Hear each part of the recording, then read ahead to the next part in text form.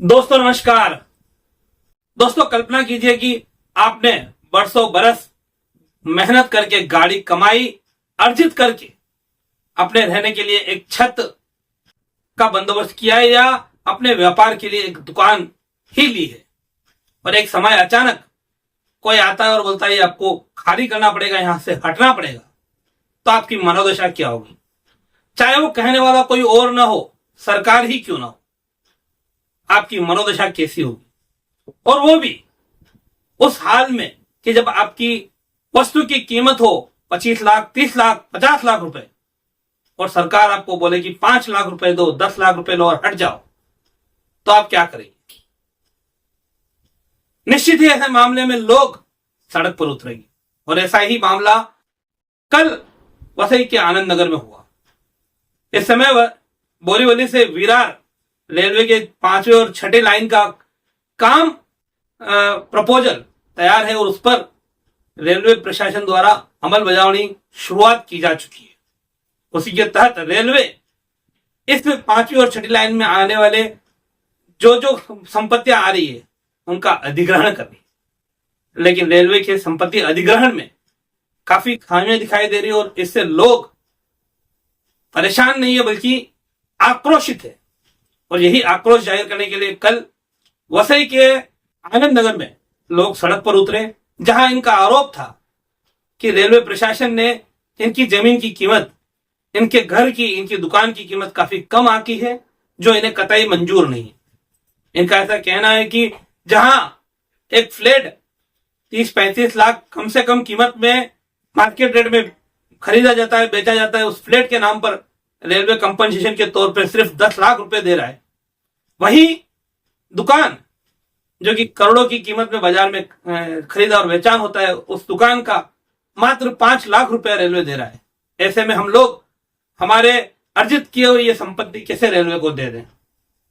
तो इन लोगों ने एक आक्रोश मोर्चा कल आनंद नगर के लोगों ने निकाला। हम सभी जानते हैं 5वीं और 6ठी लाइन का अगर काम होना है तो सबसे ज्यादा प्रभावित होने वाला क्षेत्र है वसई का आनंद नगर। और वसई का आनंद नगर क्षेत्र मार्केट वैल्यू के हिसाब से बेहद ऊंची दामों में दुकानें या घर बिकने वाला एक क्षेत्र है, क्योंकि रेलवे से करीब है, मार्केट का एरिया है।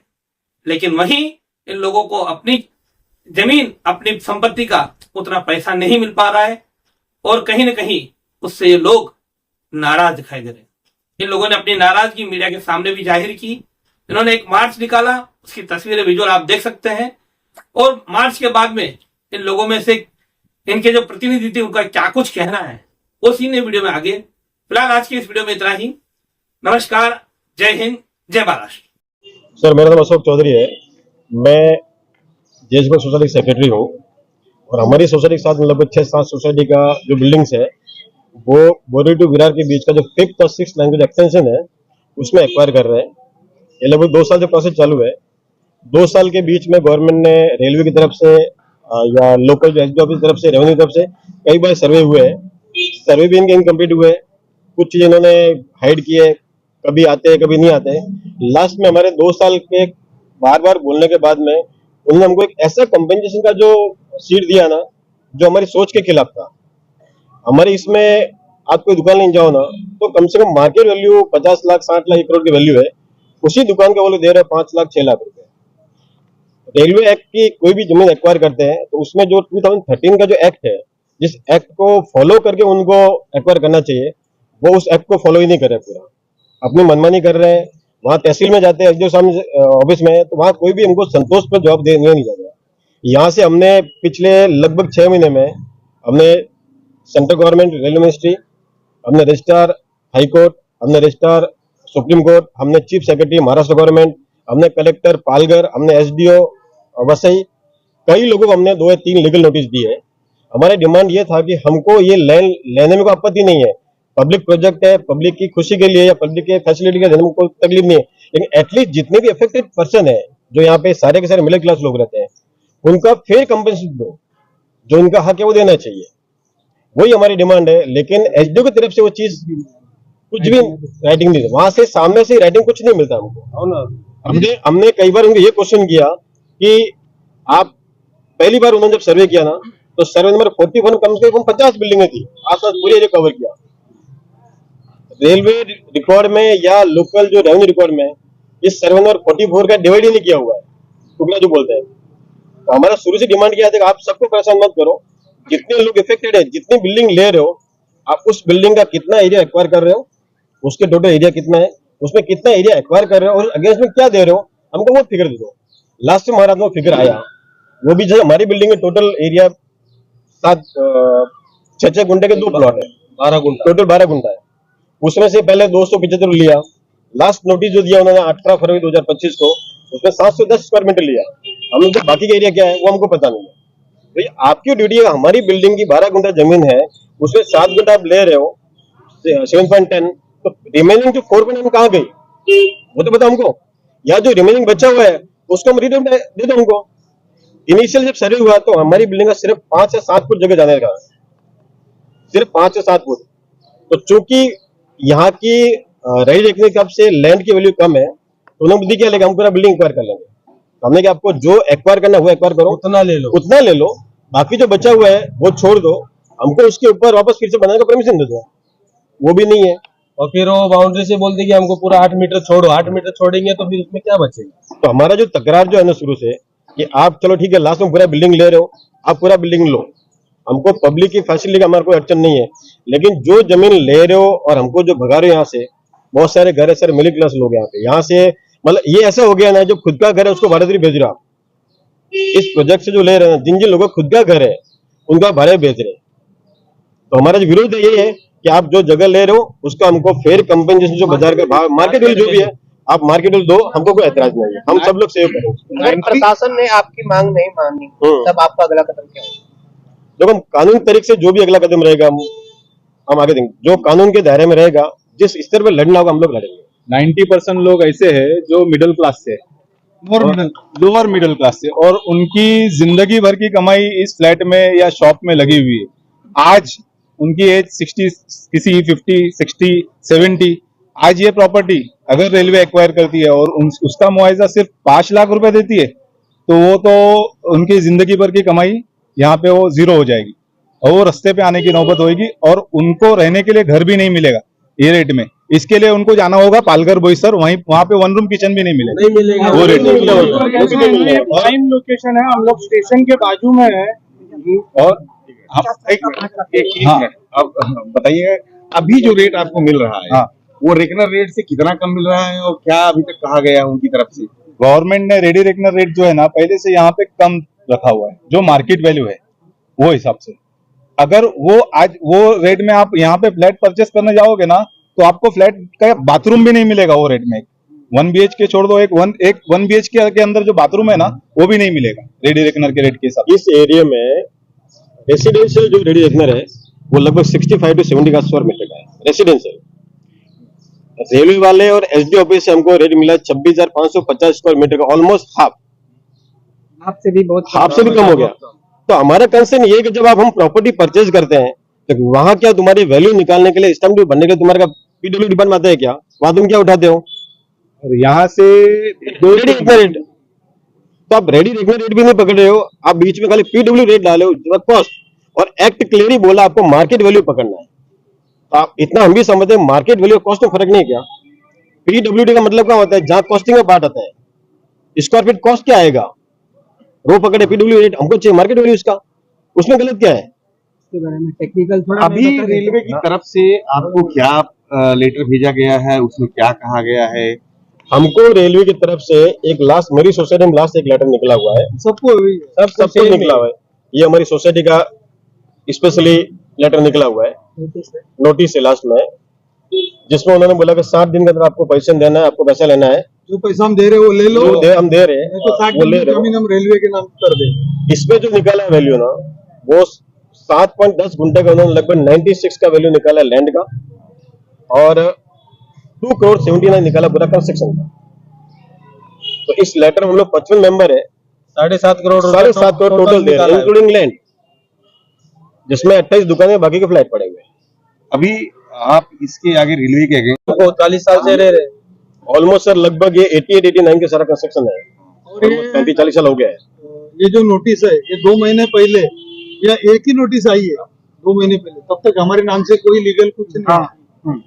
ये जो नोटिस जो 18 तारीख को ये हुई थी और 28 को हमको मिली है, वो एकमय नोटिस है जो हमारी सोसाइटी के नाम से है, और उसमें डायरेक्ट नीचे लिखा गया है कि ये पैसा आप ले लो, नहीं तो 60 दिन में हम आपका जमीन रेलवे को हैंड ओवर कर देंगे। रेलवे का कोई अधिकारी आया यहाँ पे कि डर की आपको ये लेटर? वो तलाटी के मार्फत मिला है, तलाटी को उधर से एसडीओ से तलाटी में आया, तलाटी से हम लोग को रिसीव करने को बोला गया है, और अधिकारी आए बहुत बार सर्वे के लिए, लेकिन रेट के बारे में एसडीओ साहब खुद यहाँ आए थे, हमने उनको 1000 बार बोला कि मार्केट रेट जो है वो हमको चाहिए, हम लोग खरीदी बिक्री मार्केट रेट से करते हैं, और रेडी रेकनर रेट से भी कोई आपको फ्लैट नहीं मिलता है कहीं जाओगे तो। आप आपका आदमी डालो, आप सर्वे कराओ, आप यहाँ का प्रॉपर मार्केट रेट निकालो, उसके हिसाब से दो, देने में किसी का भी विरोध नहीं है, सबको सही अगर पैसा मिलेगा तो सब लोग खुशी से देने को तैयार है, कोई संघर्ष नहीं बताओगे। लेकिन अगर 1 लाख का फ्लैट 50 लाख का फ्लैट आप अगर 10 लाख में मांगोगे तो कैसा देगा कोई आदमी, मुझे बताओ। और मैं यहाँ पे कम से कम 2000 से ये बिल्डिंग में हूँ। अभी कैसा है कि ये पूरे प्रोजेक्ट में इन्होंने इतना नेग्लिजेंसी से काम किया है कि कोई भी ऑफिसर या नोटिफिकेशन इनका कोई भी प्रॉपरली है ही नहीं। हमने बहुत सारी जगह पे पहला जो नोटिफिकेशन आया वहां पे उन्होंने गुंटे की जगह हेक्टर लिखा हुआ है, ये सब चीजें उनको नोटिस में दी रही है, लेकिन उन्होंने कभी भी वापस उसको रिवाइज किया नहीं है। प्लस हमने जितने भी नोटिसेज दिए हैं उनका उन्होंने आज तक कोई जवाब दिया ही नहीं, कोई राइटिंग में हमको वहां से मिला नहीं है, सिर्फ उन्होंने ये वैल्यूएशन करके एक लास्ट में नोटिस भेज दिया है। अभी एक बार भी आप रेलवे अधिकारियों से मिलने के लिए मैं खुद रेलवे अधिकारी कुलकर्णी जी और ये तहसीलदार जी से मैं मिल के आया था, मैं और हमारे एसडीओ साहब से मिल के आया, तो उन्होंने बुलाया था कि आप आइए, आपकी क्या तकरार है। तो तकरार के हिसाब से हमने बताया कि एक तो हमारी बिल्डिंग का आपने जो 12 गुंटा पूरा है उसकी जगह आप 7 गुंटा ले रहे हो, और उसके ऊपर जो पीछे बची हुई जमीन है उसके ऊपर हमने बोला कि भाई हमको आप इसका कंस्ट्रक्शन का रीडेवलपमेंट का ये दे दीजिए परमिशन। तो बोलते नहीं, ये हमारी गलती हो गई है, इसमें आपकी हम पूरी लैंड एक्वायर कर रहे हैं। तो अभी 3 नोटिफिकेशन के बाद में अगर इनकी ये इतनी सारी गलतियां अगर रहती है तो आप सोच सकते हैं कि इन लोगों ने किस नेग्लिजेंसी से काम किया है। ऑफिसेज हैं यहाँ पे, अभी मेरा इसमें बिजनेस है जो लॉस हो रहा है, यहाँ से अगर जितने भी बंदे हैं, जितनी दुकानें हैं, अगर वो बिजनेस अपना दूसरी जगह पे लेके जाएंगे तो उनको कितना नुकसान होने वाला है उसका कोई असेसमेंट नहीं है। जबकि ये 2013 के एक्ट में पूरा लिखा हुआ है कि जहाँ पे बिजनेस लॉस हो रहा है, आपका अगर परिवार यहाँ से डिस्टर्ब हो रहा है, कोई बच्चे यहाँ पे पढ़ रहे होंगे, जिनकी फैमिलीज यहाँ पे बच्चे पढ़ रहे हैं आजू बाजू की स्कूलों में, अगर वो यहाँ से शिफ्ट होते हैं तो उन पे क्या इफेक्ट पड़ता है, उसका एक सोशल असेसमेंट होना चाहिए, और उस सोशल असेसमेंट के हिसाब से उसको कंपनसेशन फिक्स होना चाहिए। ये सब पूरा 2013 के एक्ट में लिखा हुआ है, तो उसके हिसाब से उन्होंने कोई वैल्यूएशन किया नहीं। हमारा यही मांग है कि आप 2013 एक्ट को फॉलो कीजिए और उसके हिसाब से जो भी कंपनसेशन बनता है वो हमको दीजिए। और सॉलिटोरियम का जो है वो सॉलिटोरियम तो वो एक सेकेंडरी चीज है, वो तो उनको कंपलसरी है, वो उनको देना ही है एज पर एक्ट। उसमें हम कोई बोल नहीं रहे कि आप हमको 3 गुना दो के 10 गुना दो, हमको proper market value, fair market value चाहिए, बस हमारा डिमांड ये इतना ही है। इसका अगर आप यहाँ पे मार्केट वैल्यू निकालने जाएंगे कम से कम 50 से 60 लाख रुपए आपको ये एरिया में उससे नीचे कहीं मिलने वाला नहीं है। और अभी जो उनका जो वैल्यूएशन आया है वो 10 से 12 लाख रुपए, किसी का 6 लाख रुपए, किसी का 5 लाख रुपए। फिर यहाँ पे दुकान आप देखेंगे कम से कम 1 करोड़ 70 लाख 80 लाख जैसा एरिया है, वो हिसाब से दुकान का वैल्यूएशन आता है। या सौदे भी हुए हैं, आप देखेंगे 2023 से लगा के 25 के बीच में कम से कम 4-5 ऐसे सौदे हुए हैं जिसमें गवर्नमेंट ने जहाँ पे एग्रीमेंट ऐसे बने हुए हैं जिसमें आप देखेंगे 89,000 रुपए पर स्क्वायर मीटर के हिसाब से यहाँ पे दुकानें सेल हुई है। उससे भी ज्यादा रेट में फ्लैट भी सेल हुए हैं। गवर्नमेंट यहाँ की स्टैम्प ड्यूटी वैल्यूएशन से भी ज्यादा रेट पे यहाँ पे सौदे हुए हैं। उनको वो दरकिनार करके सिर्फ कंस्ट्रक्शन कॉस्ट दे रहे हैं। कंस्ट्रक्शन कॉस्ट का ये फंडा जो है वो बिल्कुल गलत है, जहाँ पे लैंड के लिए वो लोग रेडी रेकनर का रेट ले रहे हैं और कंस्ट्रक्शन के लिए वो सिर्फ जो लैंड से अटैच एसेट्स है 2013 का जो राइट टू कंपनसेशन एक्ट है, उस एक्ट में प्रॉपरली लिखा हुआ है कि आपको लैंड से अटैच जितनी भी प्रॉपर्टीज है, भले ही वो आपका फर्नीचर भी हो, इमूवेबल हो या इमूवेबल हो, उसका वैल्यूएशन आपको 2013 में जो गाइडलाइन दी है उसके हिसाब से करना है।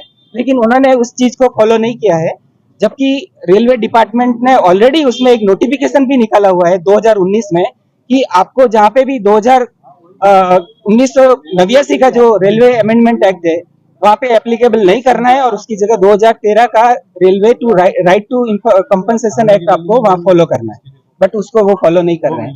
और जब मैं उनसे पर्सनली मिलने गया तो उन्होंने बोला कि आप ये अंडर प्रोटेस्ट एक्सेप्ट कर दीजिए, जो आपको वैल्यूएशन दिया है आप एक्सेप्ट कर दीजिए और आप उसके बाद में आपको हम लोग इसके आर्बिट्रेशन के पास में भेजने वाले हैं। तो बोला कि जब मैंने उनको पूछा कि आर्बिट्रेशन कौन से एक्ट में आप हमारा रिलीफ करेंगे, तो उनके पास कोई जवाब नहीं था। तो मैंने उनसे रिक्वेस्ट किया कि आर्बिट्रेटर अगर कर सकता है तो आप उसका वैल्यूएशन क्यों नहीं बढ़ा के दे सकते हैं। हाँ, हमारे चैनल सैफ न्यूज लाइव पर अपने व्यापार और सेवा से संबंधित विज्ञापन प्रसारण हेतु दिए गए मोबाइल नंबर पर संपर्क करें।